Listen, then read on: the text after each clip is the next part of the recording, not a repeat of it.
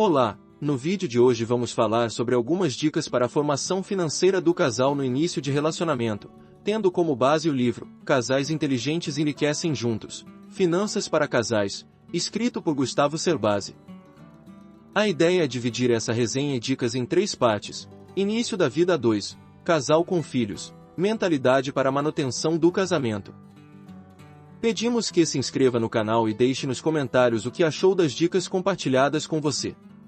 Ajude a gente a crescer cada dia mais, em troca de uma gama de conteúdo para a construção de valores e relacionamentos sólidos e duradouros. Vamos para o vídeo.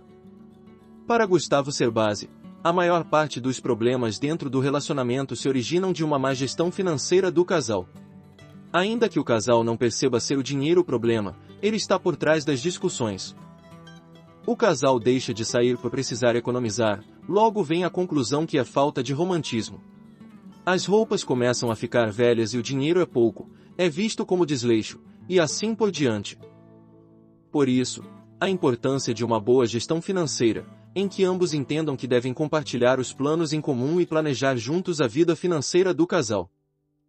Para o autor, existem 3 perfis de casal. A todo vapor, são casais que possuem mesmo perfil financeiros e se relacionam bem com as economias em conjunto. Eles são ótimos planejadores, mantendo equilíbrio entre renda, investimentos e aplicações mensais. Um puxando o outro, é o tipo mais comum de casal, em que geralmente um não gosta de mexer com a parte financeira e o outro assume essa responsabilidade. Esses casais apresentam alguma dificuldade em aplicar mensalmente, geralmente apresentam perfis diferentes entre um controlado e o outro mais descontrolado. Acabam se arranjando nas contas, mas poderiam tomar decisões melhores. Um tropeçando no outro. Esse é o casal apressadinho. Anteciparam o padrão alto de vida e hoje acumulam dívidas. Geralmente formados por perfis descontrolados ou gastadores. Pelo jeito descontrolado como vivem, colocam a diversão antes das economias e no fim culpam um ao outro pelas decisões erradas, gerando crise no casamento. Para facilitar a compreensão, o autor elenca 5 perfis individuais para que o casal compreenda melhor um ao outro. Poupadores. Sabem poupar e restringem ao máximo os gastos. Possui alta disciplina e capacidade de economizar, porém possuem atitudes conformistas com um padrão de vida simples e restringem novas experiências. Gastadores. Para eles, o importante é viver bem, o resto se corre atrás. Pode até ser pessoas divertidas, apresenta muitos hobbies, mas possuem dependência extrema de estabilidade no emprego, insegurança no futuro.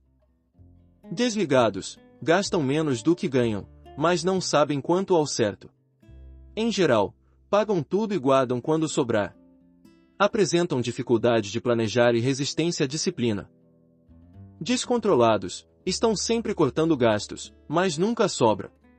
Não gostam de planejar, querem dinheiro para ontem e propensos a pagar juros, é indisciplinado e desorientado.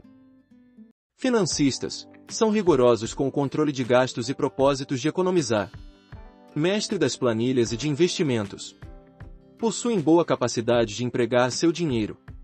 Em geral, são considerados os chatos da família, quando não compreendido o seu propósito de manter tudo organizado. Como você percebeu, o ideal é que o casal seja a união de um poupador com um financista quando o assunto é economia doméstica. À medida que o poupador influenciará investimentos a longo prazo e o financista abrirá os olhos do poupador para viver um pouco, além de economizar. Outra união indicada é, entre o financista e o financista, certamente trabalharão para futuro financeiro estável, porém devem cuidar para não exagerarem e esquecer de viver. Já o líder de pior união de perfis, temos descontrolado com descontrolado. Estes dois formarão a união da discórdia financeira e amorosa, pois o relacionamento tende a ficar muito individualista e frustrante.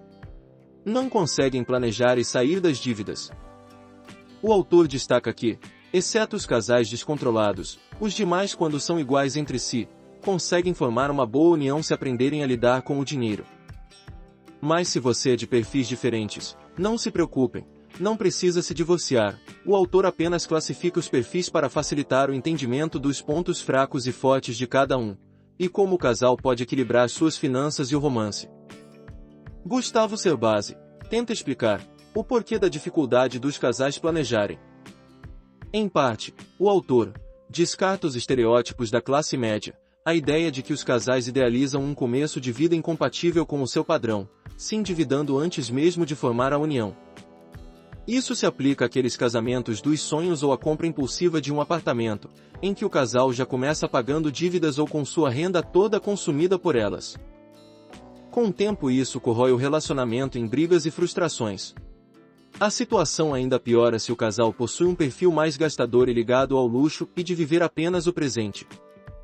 O ideal é que na fase de namoro o casal já comece um hábito de planejar gradualmente uma vida a dois, compartilhando planos, simulando projetos pessoais e profissionais, assim vão tendo uma dimensão das responsabilidades que virão. Um casal consciente deve entender que sinal de amor é o compromisso com a segurança e bem-estar da família que se está construindo, e não a euforia de querer surpreender o outro com presentes caríssimos para agradar. Se endividar para agradar alguém ou para terem momentos passageiros, é um sinal ruim para o futuro do casal. Por isso, não se dedique a comprar coisas que não pode ou que irá atrapalhar sua saúde financeira.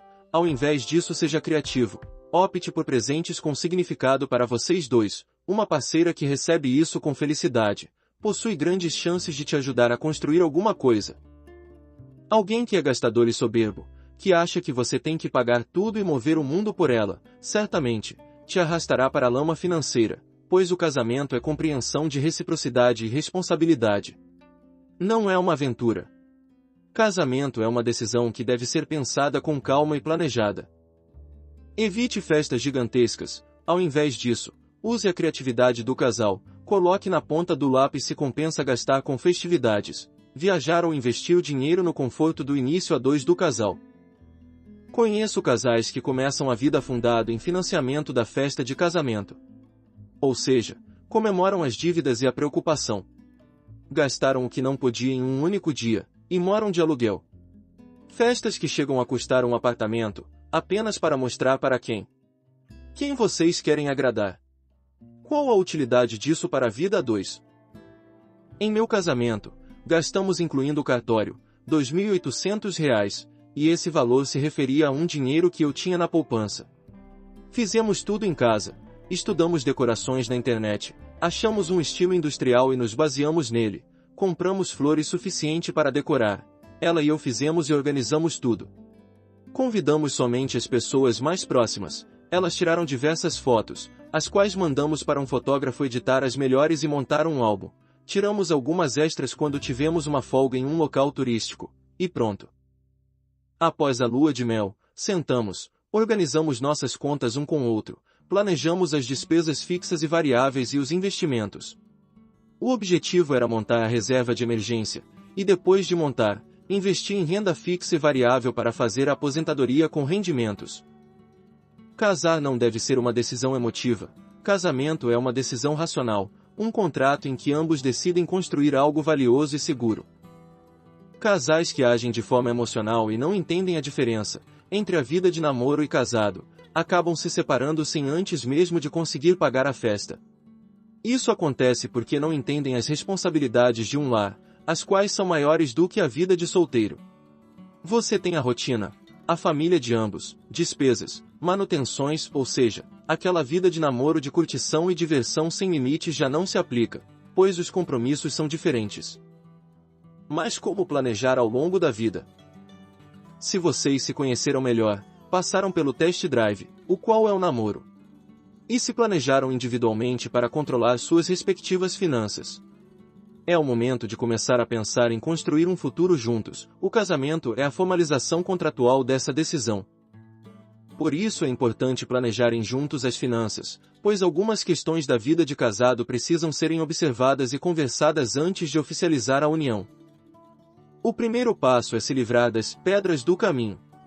Nada pior do que começar o casamento com os dois ou um dos dois devendo de forma descontrolada.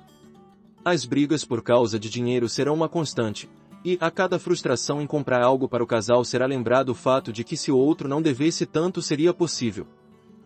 Por isso, vocês dois precisam sentar e planilhar todas as dívidas de vocês e estabelecer um planejamento para reduzir o cartão de crédito, empréstimos ou outras dívidas.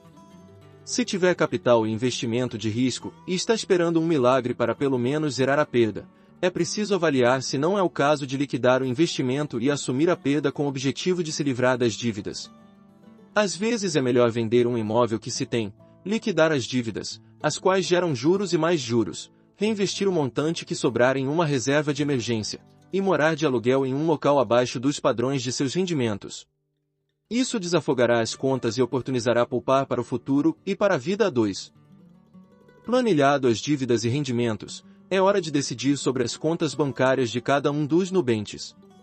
O autor recomenda a conta bancária conjunta. Isso reduz gastos com taxas bancárias e proporciona um melhor controle dos gastos por ambos os cônjuges. Porém, nós do canal Método e Valor não indicamos essa prática. Obviamente, quando nos casamos, é para ser para sempre. Ninguém pensa em separar, mas é uma possibilidade em que a prudência pede uma atenção. Aconselhamos aos casados a apenas verificar quais contas e cartão menos usam e encerrar essas contas. Após enxugar isso, cada um mantém sua conta principal, pois isso manterá o relacionamento com o banco e abrirá maiores oportunidades de investimento e descontos para cada um. Manter as contas separadas é uma individualidade saudável, todavia, exigirá um compromisso de ambos em uma alternativa que uso para controlarmos nossos gastos. Hoje, com o advento do Pix, ficou bem melhor essa prática. Por isso, é mais indicado manter as contas, pois se fosse na época do TED-Doc acabaria não compensando tanto. Minha esposa e eu usamos um aplicativo de finanças, assinamos o Pro em uma promoção vitalícia dele. Eu criei uma conta no aplicativo e com a mesma conta, eu entrei no aplicativo do celular dela. Assim, nós dois usamos a mesma conta de controle financeiro. Desta forma, sempre sabemos quanto temos na conta corrente e demais contas de investimentos. Planejamos tudo pelo aplicativo de planilhas atualizado em tempo real. Assim, preservamos a individualidade de cada um de forma saudável e ainda nos policiamos sobre os gastos e as estatísticas do aplicativo, mantendo nossos relacionamentos com os bancos que somos clientes há muitos anos. Outro ponto a ser decidido é regime de casamento. No Brasil, o regime mais adotado é o parcial de bens. Nesta modalidade é repartido apenas aquilo que construíram na constância da união, não abarcando os bens anteriores e nem heranças ou doações. Outro regime é o universal de bens. Neste é mais indicado para casais em que as famílias possuem patrimônios equivalentes, pois tudo se comunicará aos cônjuges, de herança ao patrimônio anterior. Por fim, o regime da disparidade econômica entre os nubentes, ou seja, a separação total de bens, muito com quando há um nubente com maior poder econômico, ou mesmo, que possuam negócios em que ambos não querem comprometer com a entrada um do outro, cada qual administra seus negócios. Neste último regime, a sensatez manda que o cônjuge de menor renda proponha o regime de separação total de bens, para evitar desconfianças entre o casal. Feito estas escolhas, agora é hora de planilhar as despesas fixas e variáveis, para prospectar a renda, gastos e o que será passível de ser investido. Você poderá usar desde Excel até aplicativos de finanças para fazer esse controle. Cada centavo gasto deve ser anotado e aí no final do mês vocês irão fechar o caixa. Discutir quais gastos foram além do necessário e planejar o mês seguinte. Eu sugiro para o casal que está começando a vida a dois, por exemplo, se vocês guardam 10% de sua renda para poupar ou investir, você irá dividir esse valor. Coloque 2% para manutenção da casa, 2% para viajar, 1% para estudos, 5% para investir. Embora você talvez aloque tudo em um mesmo investimento, saber quanto você tem para cada coisa acima ajuda a manter a seus investimentos intactos, pois quando for tirar algum valor, será desta parte que você já destinou ao economizar. Compre um caderno para fazer as seguintes anotações. Há coisas que precisam ser reparadas na casa, liste tudo, e risque assim que conseguirem resolver. Saiba que casa gasta dinheiro, as coisas envelhecem, eletrodomésticos quebram, acidentes acontecem.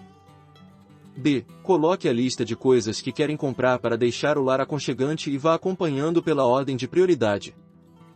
C. Faça uma definição das metas do casal, por exemplo, se vocês querem uma renda mensal originária dos rendimentos de aproximadamente R$ 5.000 mensais, irá precisar juntar um patrimônio de R$ 500.000, para isso precisarão poupar e investir mensalmente algo em torno de R$ 800 por mês nos próximos 30 anos. Você ainda pode planejar esse capital de 5 em 5 anos, e reinvestir o montante a cada 5 anos para ir acelerando o processo e montando outras fontes de rendas. O casal precisa planejar seu dia e verificar quais as habilidades de cada um e como podem usarem isso para variar as fontes de rendas para não ficarem dependentes de um emprego, por exemplo. É bom investir em rendas passivas e trabalho extra, algo que permita ser feito em algumas horas por dia, além do trabalho principal.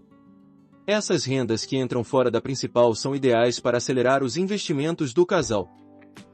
Se vocês possuem empregos que valorizam mais seu esforço braçal do que seu conhecimento ou experiência, o ideal é que tire dias no mês para fazer juntos bicos de garçom em buffet, dirigir algumas horas como Uber, fazer comida e vender no iFood.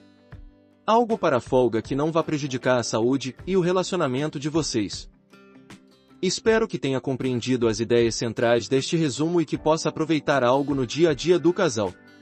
É com imenso carinho que faço esse vídeo, pois vejo muitos amigos separando por mau planejamento financeiro do casal, e o quanto isso é triste, ver pessoas que se amam, terminarem odiando um ao outro por causa de má gestão do dinheiro. Algumas ideias são do livro Casais Inteligentes Enriquecem Juntos, outras são atualizações nossas, e experiência pessoal. Deixe seu comentário se já brigou por causa de dinheiro e dificuldades financeiras. Estamos esperando vocês no nosso próximo vídeo. Assista às nossas playlists e os indicados no card. Se inscreva no canal. Até a próxima!